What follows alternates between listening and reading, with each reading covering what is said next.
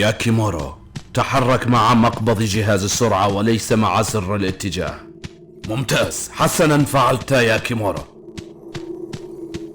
تحرك مع المقبض الأيسر بينما تضغط المقبض الأيسر L1 إلى الأسفل. سوف يسمح لك هذا بالتحرك من جانب إلى آخر. استعمله كي لا تكشف خلفك للعدو. اضغط على الزر L1 لتجعل الكاميرا في وسط الاتجاه الذي تواجهه. اقفز مع زر الإكس. نعم، ممتاز جدا ياكيمارو. حاول الضغط الآن على زر ممتاز، كانت تلك قفزة مضاعفة. والآن تجربة المعركة. الزر المربع يعني هجوما خفيفا، والزر المثلث يعني هجوما. أنت متعلم ممتاز، والآن سوف أريك أسلوبا خاصا. اضغط وتمسك بالزر المثلث. أنت لا تلقم بالقدر الكافي. اضغط وتمسك بالزر عندما يومض سيفك اترك الزر المثلث. هاجم العدو مستخدما ذلك الأسلوب. بعد ذلك اضغط على الأزرار كلما ظهرت على الشاشة.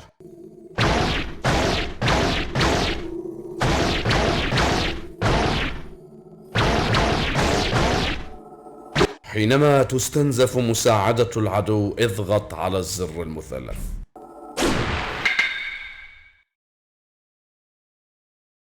أحسنت صنعا ياكيمارو. حاول الحصول على أكبر عدد من ضربات السيف كي تحصل على جائزة. انظر إلى هجماتك، لقد سببت في أن تملأ مؤشر حيويتك. انظر إلى المؤشر الأزرق وهو يومض في الزاوية العليا من الجهة اليسرى. اضغط الآن على الزر المربع والزر المثلث في نفس الوقت.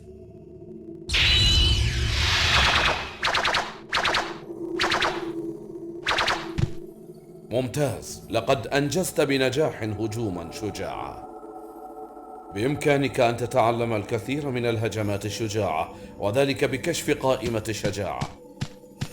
اضغط على زر. انظر كيف تغير السلاح في يدك. حاول الهجوم بذلك السيف. استعمال السيف ببراعة. هناك أنواع أخرى من السيوف، كن متأكدا باستعمال كل واحد منها على الأقل مرة واحدة. اضغط الآن على زر L2 وذلك أخيرا. سوف أشرح لك كيفية استعمال الأسلحة التي وضعتها في جسدك. بداية ذراعك اليمنى حين تستعمل مثير للإعجاب، أليس كذلك؟ أنا أطلق عليه مدفع الذراع المتكرر. بإمكانك استعمال هذا السلاح حينما تسحب سيفك. إنه مؤثر جدا، ولكن هناك ذخيرة محدودة، إذا استعمل السلاح بحكمة. الآن قدمك اليسرى، اضغط وامسك. بمجرد أن تختار هدفك باستخدام المقبض الباحث اضغط. قوي جدا، أليس كذلك يا ياكيمارو؟ أنا أطلق عليه مدفع القدم الموجه.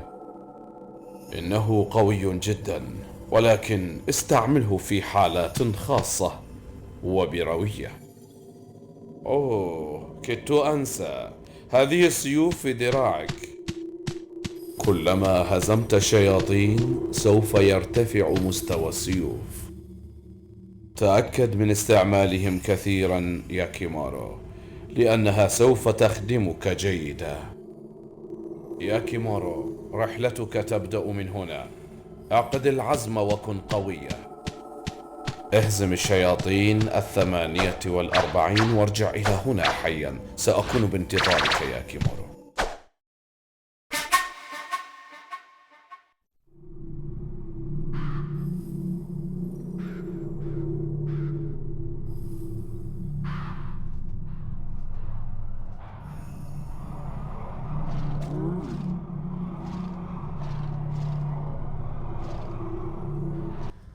اللعنة أيها الشياطين، أتعتقدون بأنكم تستطيعون قتلي؟ جربني، حاول أن تلمسني. سوف آخذ جميع القطعات 84 التي سرقت مني.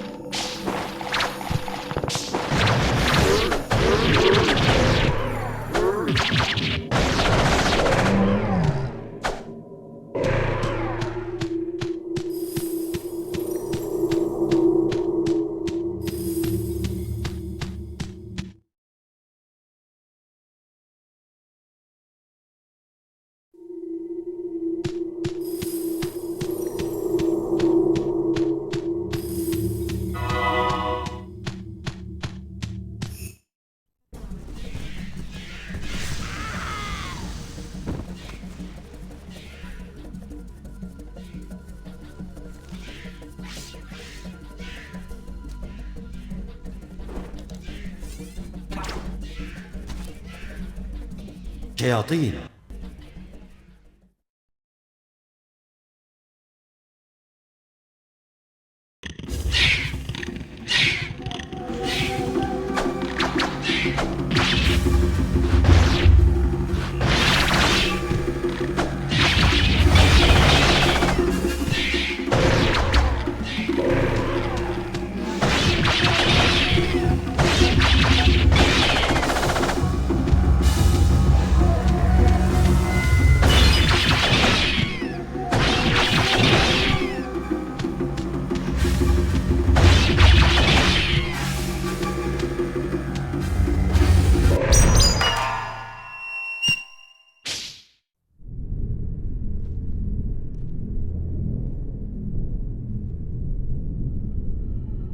ما هذا؟ أشعر بأنني في الطريق الصحيح. أشم رائحة الشياطين.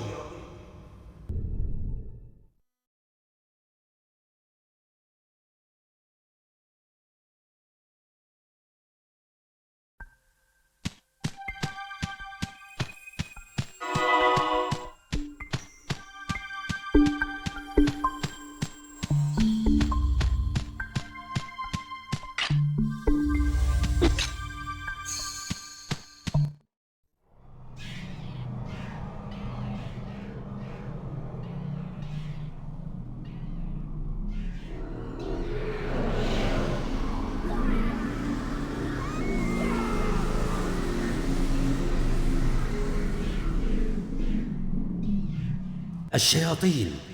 في النهاية حصلت على أحد هذه الأشياء. فوق الحزن والبأس عند البشر، أنا هنا لأخذ جسمي.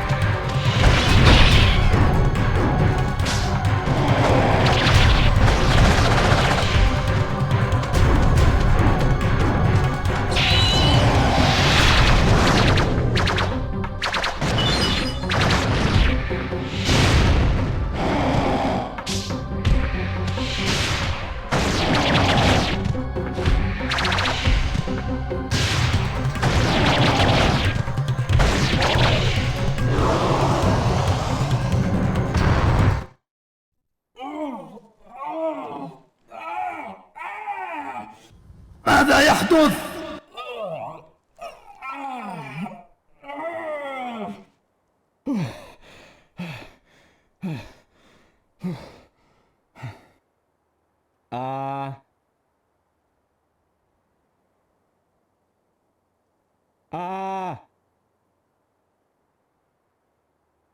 هذا صوتي. هذا هو صوتي. لقد استعدت صوتي.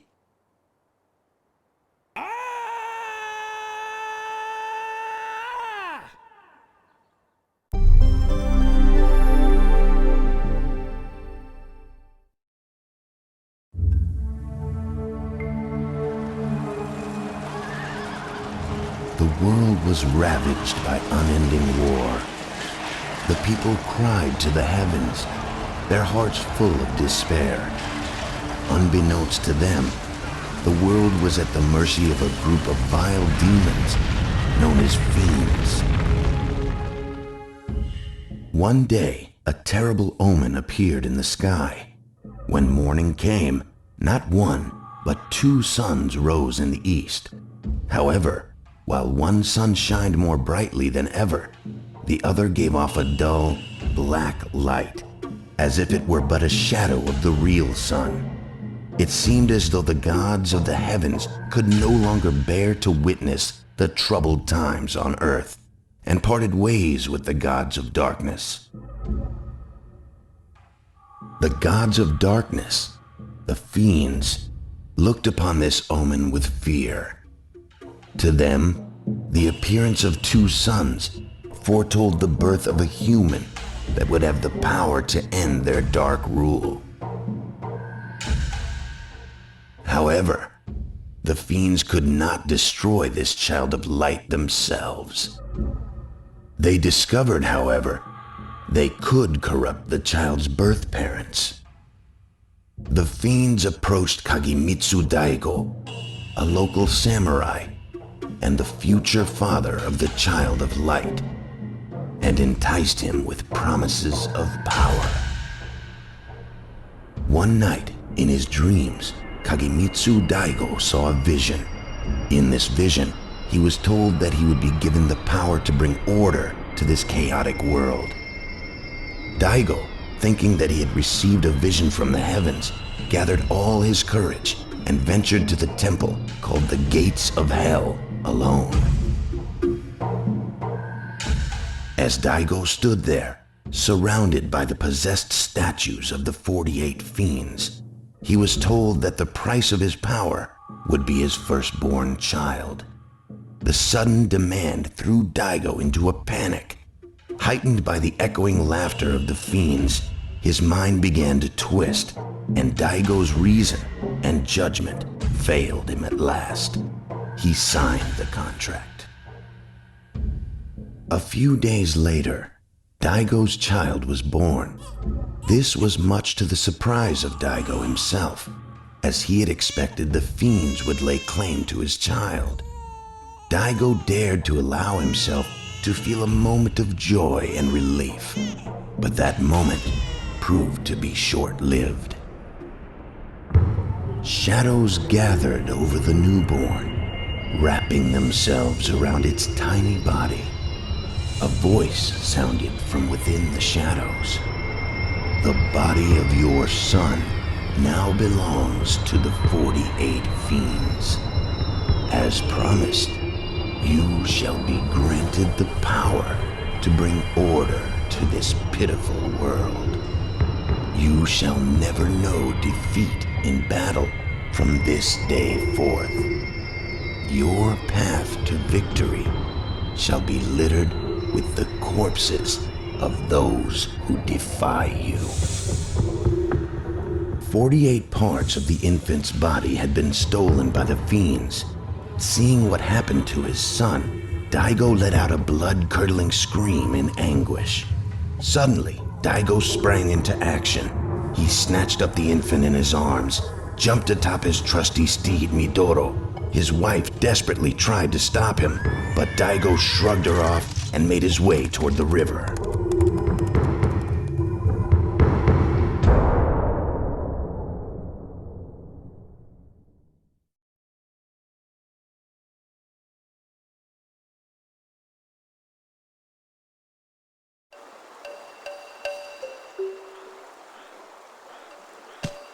بإمكاني أن أحافظ على اللعبة هنا.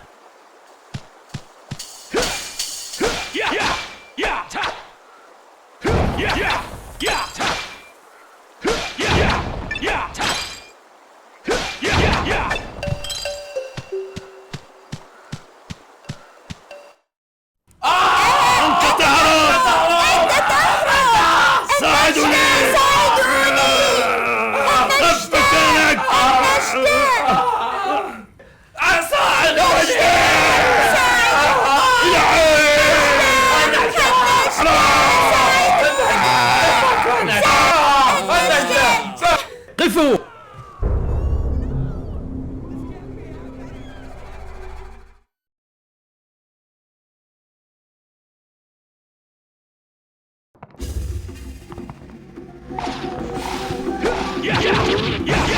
قد ارتفع مستوى سيفه.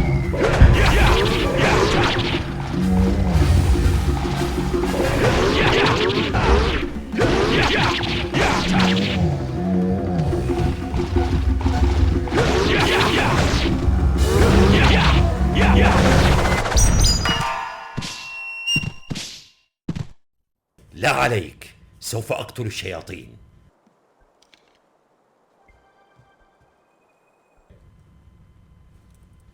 ها؟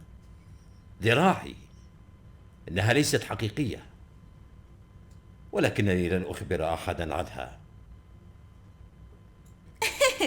السيف الذي تحمله، لقد خدعت وظننت أنك مبارز ماهر. أنا لا أعلم، قد يكون الأمر كذلك. ألا توجد لدي مهارة؟ فكرت في الأمر. هل نستطيع أن نأخذه؟ نأخذه؟ لا تجعليني أضحك يا هذا. أنا دور اللصة، حينما أضع عيني على أي كنز يصبح ملكا لي. لا أعتقد بأنك تستطيعين أن تأخذيه، هذا الشيء ملتصق بذراعي. لا تستطيع أن تتخلص مني بهذه السهولة، سآخذ هذا السيف. هل أنت غبية؟ الوقوف بالقرب مني يعني الموت، لقد رأيتيهم أليس كذلك؟ أنا مطارد عن طريق الأشباح. علم اللصوص لا يهاب أحدا. لص أو غير ذلك، لا تتبعينني.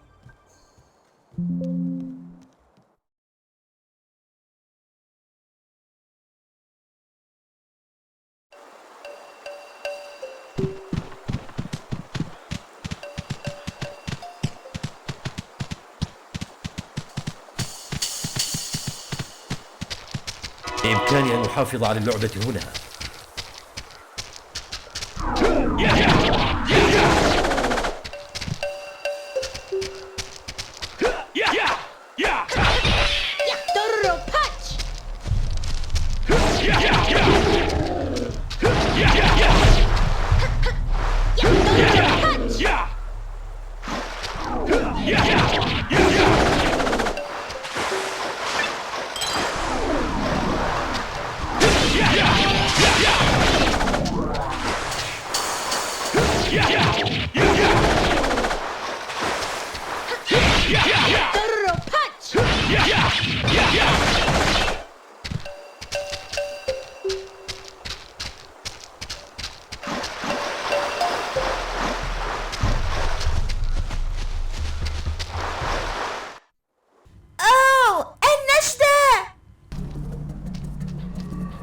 دورو! دعني أذهب! دعني أذهب! النجدة!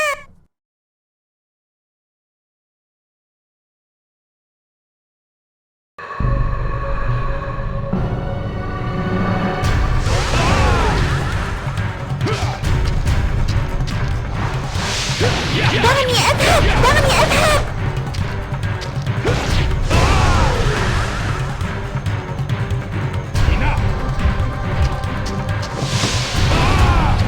دعني أذهب! دعني أذهب!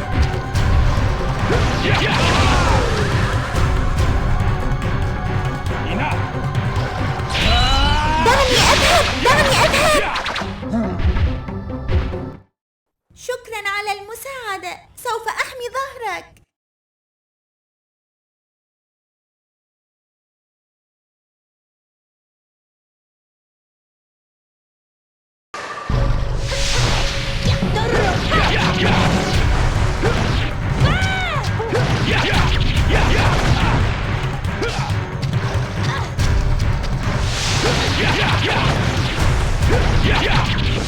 ارتفع مستوى سيفي.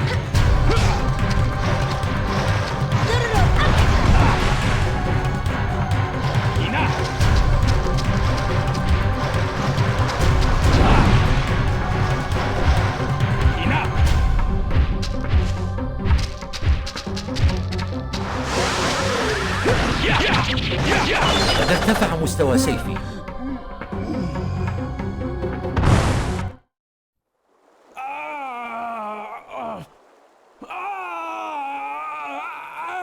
عيناي!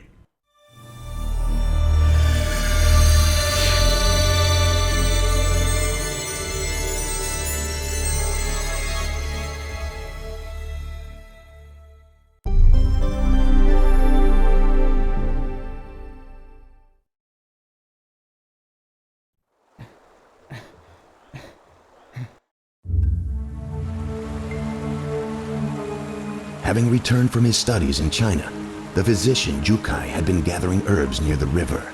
To his surprise, he came upon a barrel floating by, carrying in it a tiny infant.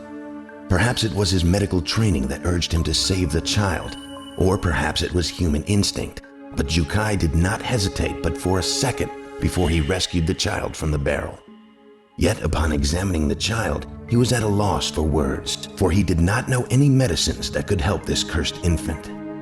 However, as Jukai fed the child, he watched the infant sip at its porridge. He felt its burning desire to live and decided to raise the child as his own.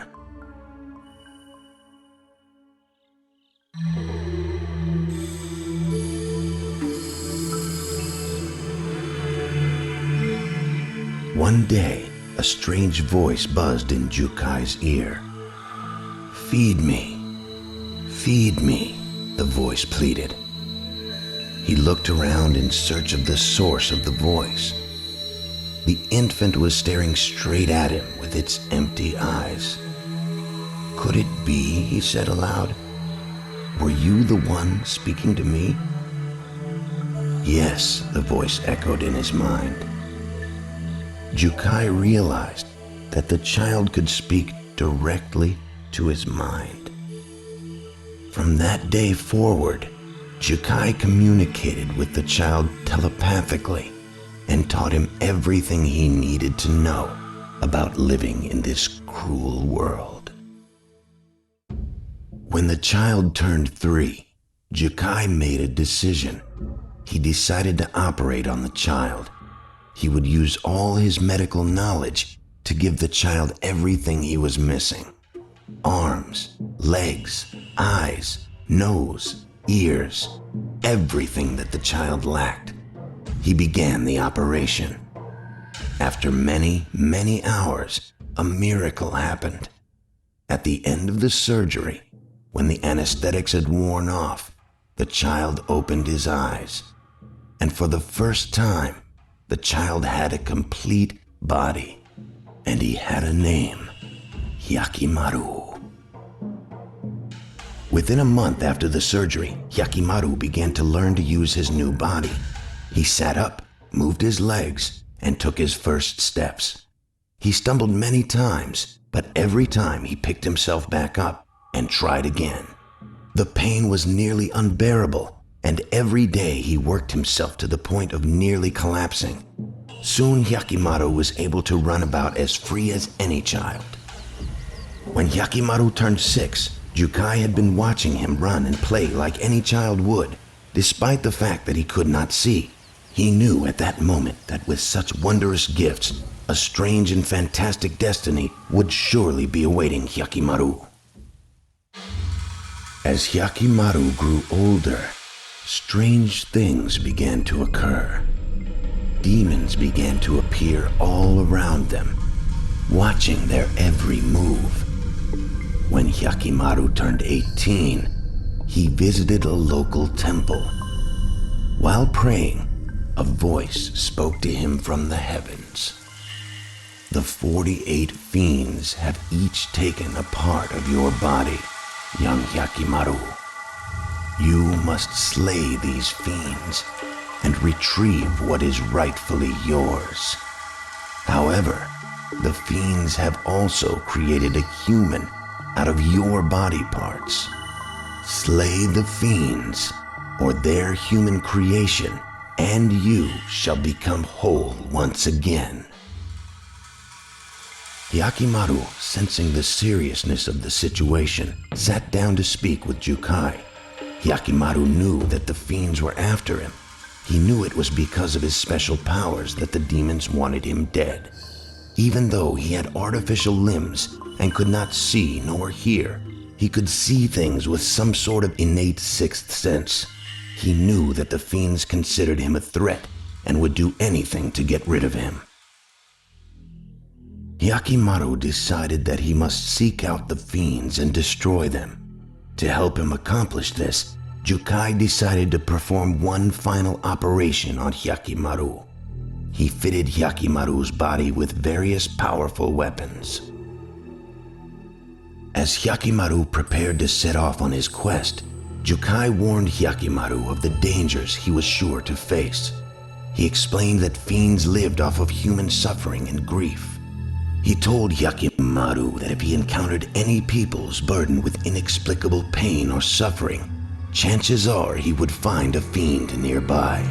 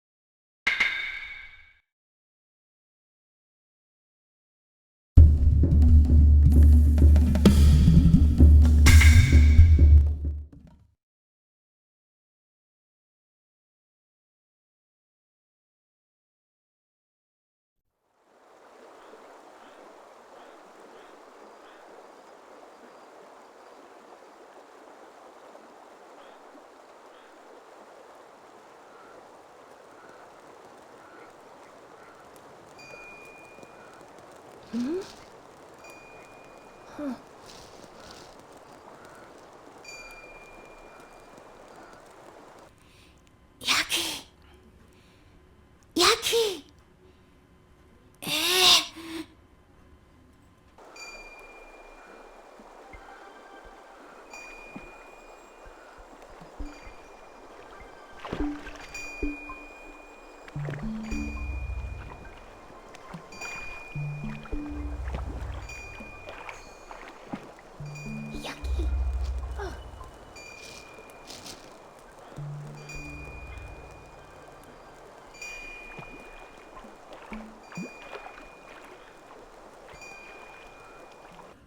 إذا كان بلا ثمن سأخذه.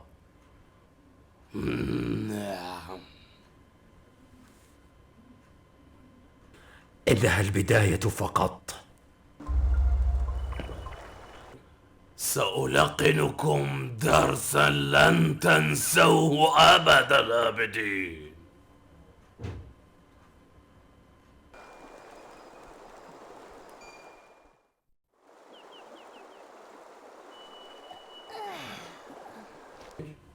هياكي، هل رأيت اللص الليلة الماضية؟ نعم، كنت خائفة، شعرت بأنك تبكين. هل اعتقدت بأنني خفت من ذلك اللص؟ لو هاجمته يهرب وهو يصرخ. من المحتمل أنه كان لص هاو. هناك احتمال بأنه مختبئ في تلك القرية.